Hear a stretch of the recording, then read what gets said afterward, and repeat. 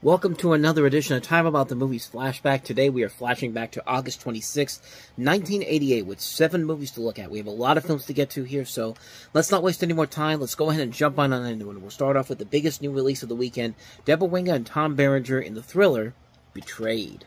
A major motion picture. Time for people to wake up. Take notice. It will shock you.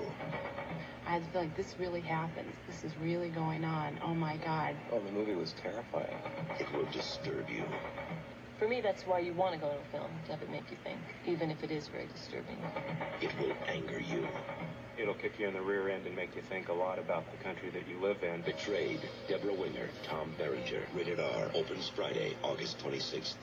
Yeah, probably not a good sign when you show 5 people talking about this movie, and one of them is black and telling people this is something that's been going on for a long time now, and the other 4 white people are just like, oh my god, I never knew about this until now. This is going to make you believe in crazy stuff can happen to anybody. And I love how all the commercials for this movie are just like, it's the exact same thing. It will shock you. It will make you upset. It will make you get angry that people can be this way. And, yeah, it's not going to shock you in any way, shape, or form.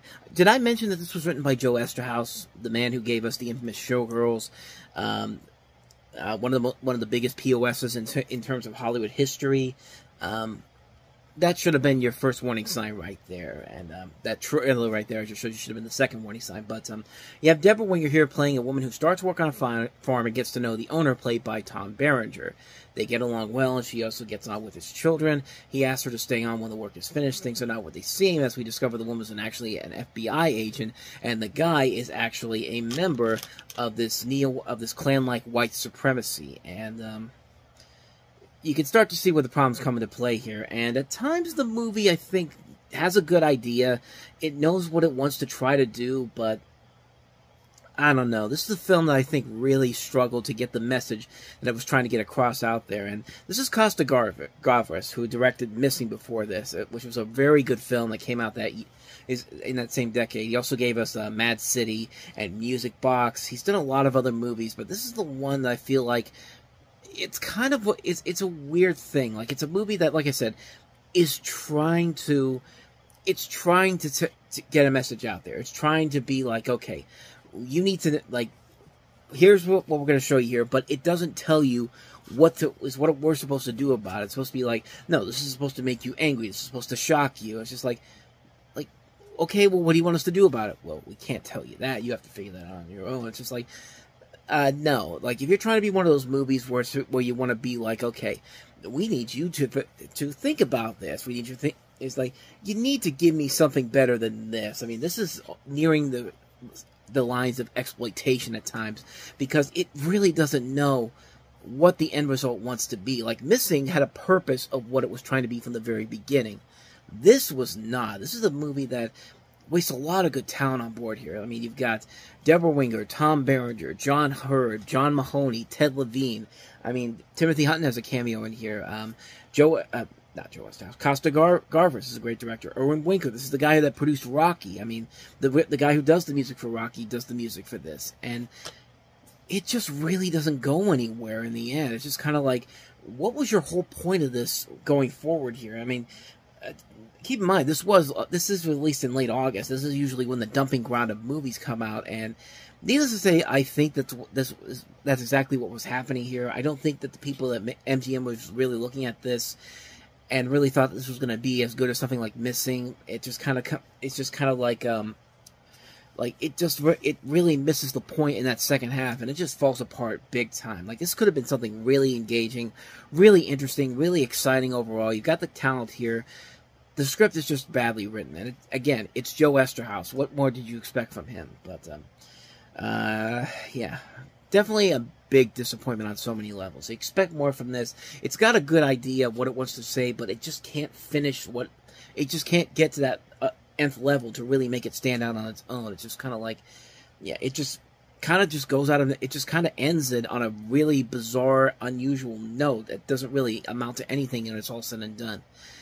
Massive disappointment, and what more can you say about that? We're going to get to several massive disappointments on this week's show, I can tell you that. But Best Betrayed, let's go to the second big disappointment of the weekend. Mark Harmon and Jodie Foster in Stealing Home. Jodie Foster, a movie about the memories you cherish. Lost my virginity. How was it? I don't know. Never done it before, actually. The friends you trusted. I came here a boy, and I'm leaving a man. And believe me, it's well worth the wait. The fun that never ended. Through the laughter and the tears, love lasts forever. I love you, Billy boy. Stealing Home, rated PG-13. Sneak preview Saturday, August 20th. So this is a story about a failed baseball player played by Mark Harmon who discovers that his childhood sweetheart, played by Jodie Foster, has died by suicide. Billy must confront the past via reminiscences and nostalgia, while also dealing with grief as he embarks on his journey to fulfill one of Katie's last wishes, that he spreads her ashes. And, yeah, Big Chill much? I mean, this was around that time when everyone was trying to rip off the Big Chill, because that was the big groundbreaking hit at the time, and you had a number of different knockoff movies, and this, I think, was one of the last ones that really was like the nail in the coffin, and this was a really underwhelming film. Kind of like with Betrayed, so much talent is on this film in terms of the cast alone. I mean, Mark Harmon, Jodie Foster, Blair Brown, Jonathan Silverman, Harold Ramis, William McNamara. I mean, strong cast overall in this movie. You even got Helen Hunt and John Shea in here. But the movie is just like, it unfortunately has that feeling of a film that's I think Brad Jones said it best when he talked about some of the knockoffs of The Big Chill. Reminiscence, you know, stuff like Windy City, Independence Day. This definitely feels like it would have fit in that same category. A film that Warner Brothers saw the success of The Big Chill many years ago and said, well, we got to have our own Big Chill. And, yeah, the end result was not the success I think they wanted it to be. And it's a shame, but luckily a lot of these people did survive this. This wasn't like a career-killing thing for most of these people. I mean, Jodie Foster's next movie was literally The Accused, the one that she got an Oscar for, and Mark Harmon went on to become one of the biggest stars in television and movies. So, like I said, it didn't really hurt anybody in the end, but it's just, you expect so much better with the talent on board here, but this is just Big Chill, reminiscence muck. So that's Stealing Home. On to disappointment number 3, and that is Bobcat Goldthwait and John Candy in Hot to Trot. Not like other guys. But Don isn't like other horses. Fred, we've got to talk. Now they're roommates. There's a horse in here. Partners. And the ultimate party animals. Bob Goldthwait, Dabney Coleman, and Don. Hello, baby. Hot to Trot. He really does talk. It's a pleasure to meet you. Rated PG.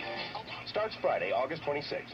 You know a movie is bad when John Candy doesn't even want his name on this puppy. I mean, they literally call the credit Don the horse, but anybody with a brain could tell you that's freaking John Candy. In fact, this whole movie went through a lot of problems. Like, this was a film that was originally offered to Tim Burton after what he did with Pee-wee's Big Adventure.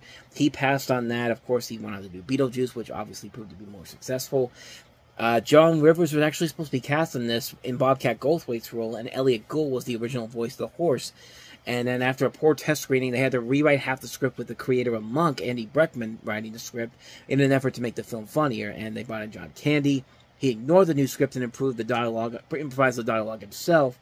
And this is the end result of it. Like, those elements right there probably should be a warning sign that this movie was going to be bad from the get-go. But as you can see, it's about an investment broker who teams up with a talking horse who helps him make smart investment tips, which, this is one of the stupidest things I've ever seen. It's bad on so many different levels. Like, you can look at this and tell how bad of a concept this is. Just the fact that someone says, I've got an idea for a movie. It's about an investment broker who teams up with a talking horse who helps him make smart investment tips. I mean, if this was their attempt to try to make a Mr. Ed movie, this is what failed miserably, because at least a Mr. Ed movie wouldn't be this stupid. But then again, you never know. It could be. But this feels like a bad knockoff version of Mr. Ed, quite honestly. And would you believe that the two producers on this movie, Steve Tisch and Wendy Feinerman, would later go on to produce Forrest Gump, which would win a Best Picture Oscar? I mean, how far they've come in about, what, 6 years' time. I mean, that's just how the world works, I guess. But yeah. avoid this one like the plague. I don't think I need to say too much more about this one, Hot to Trot. So, anyway, on to our next film, and that is Chuck Norris in Hero and the Terror.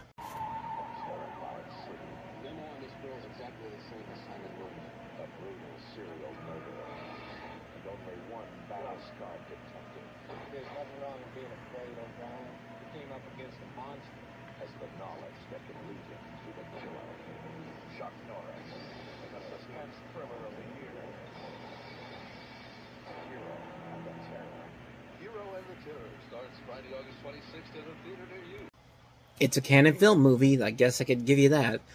But, such a clever premise here. I mean, this is Chuck Norris playing a cop trying to stop a serial killer, Simon Moon, known as the Terror.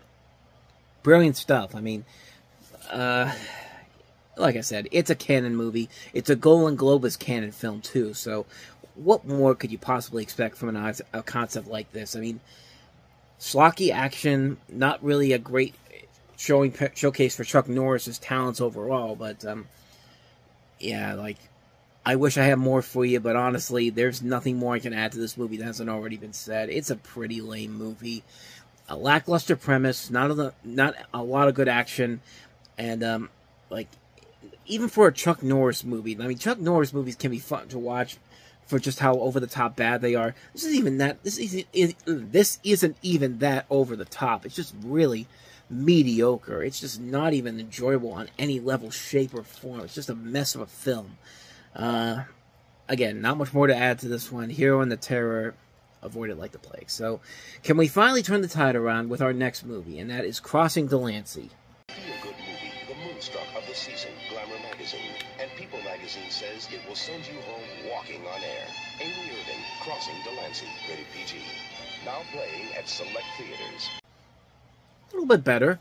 Certainly a lot better than many of the other movies we've looked at this week. In fact, so far, I think this is probably the best movie that we've looked at so far. But you have Amy Irving as this woman. She revolves around her life revolves around this New York bookshop where she works at, and the intellectual friends of both sexes she meets there. Her grandmother remains less than impressed and decides to hire a good old-fashioned Jewish matchmaker to help alongside Isabel's love life. Enter Pickler Sam, played by Peter Riegert, who immediately takes to Isabel. She, however, is irritated by the whole business at first, and of course you can tell where it's going to go from there.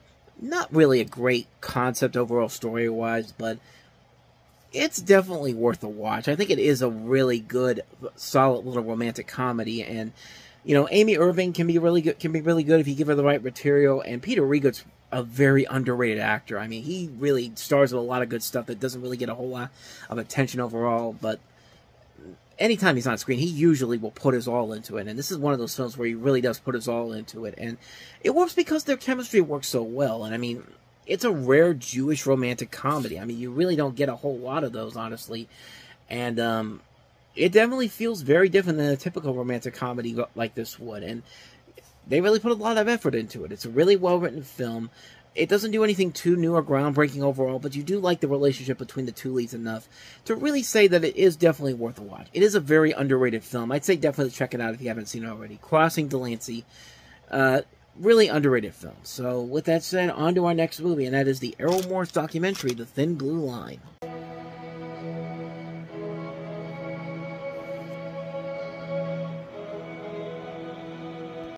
So this is a documentary about the trial and conviction of Randall Dale Adams for the 1976 shooting of Dallas police officer Robert Wood. Morris became interested in the case while doing research for a film about Dr. James Grigson, a psychiatrist known in Texas as Dr. Death, for testifying with 100% certainty of a defendant's recidivism in many trials, including that of Randall Adams. The film centers around the inconsistencies, incongruities, and loose ends of the case, and Morris, through his investigation, not only comes to a different conclusion, but actually obtains an admission of Adams' innocence by the original suspect of the case, David Harris. The Thin Blue Line in the title refers to what Mr. Morris feels is an iconic, ironic, mythical image of a protected police officer on the other side of anarchy. So needless to say, it was a very controversial film when it came out. And, you know, Errol Morris makes some pretty good documentaries. We've actually, I think, covered a couple of them on the show, if I'm not mistaken. I think we looked at A Brief History of Time. We looked at Fast, Cheap, and Out of Control. I don't think we did Mr. Death yet. But, of course, his big breakout was Gates of Heaven, which came out almost 10 years ago. This is one I have not seen, so I can't really say for certain if it's any good or not. But had something in my eye there, but I mean, it looks like it's a pretty good film. I see a lot of good reviews for it. It was highly praised when it came out, although it was, like I said, it was very controversial around the time because the people who saw it among documentary film critics thought the use of reenactors had no place in the documentary, and for that, they didn't even nominate us for the Academy Award. But then again, the documentary division of the Oscars is not to be trusted in any way, shape, or form. Hoop Dreams, just saying. So, yeah, that should pretty much tell you everything you need to know about the documentary division of the Academy Awards. But this could be a good film. I mean, Errol Morris, like I said, makes good documentaries, so I wouldn't be surprised if this is actually pretty good. So, haven't seen this one, so I can't really say for certain, nor have I seen the last film that we have here, and that is The Year My Voice Broke. So this was part of a trilogy of films that was supposed to be centering around the experiences of this awkward Australian boy based on the childhood of the writer-director John Dugan. And the film itself is a series of interconnected segments narrated by Danny, who recollects how he and his best friend Freya grew apart over the course of a year. And like I said, this was the film that was later followed by Flirting in 1991, which we actually covered on another episode of Time About the Movies back then. Ben Mendelsohn is in it. Noah Taylor, the same guy that was in the Flirting.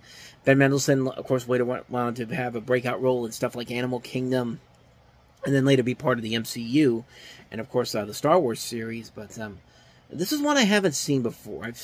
I have seen Flirting since the last time I talked about it, and I did enjoy parts of the film. I thought it was overall pretty good. So this is probably pretty good too. But like I said, it's one that I haven't seen, so I can't really say for certain. But again, could be something good when it's all said and done. So that's The Year My Voice Broke. And so on that note, we wrap up another edition of Time About the Movie Flashback. When we meet next time, we'll have 4 movies to look at, including the 4th installment of the Freddy Krueger series, The Nightmare on Elm Street 4, The Dream Master. We also have Married to the Mob with Michelle Pfeiffer, The Big Blue, and also Vincent. So 4 movies to look at next time around, and we'll delve into those on the next episode. But until then, thank you so much for watching, and if you want to see more videos like this, please hit the playlist on the next page, check out the previous episode, and also don't forget to hit the like and subscribe button if you want to see more videos like this on this channel. So with that said, I am off. I will see you guys next time, and until then, as always, take care.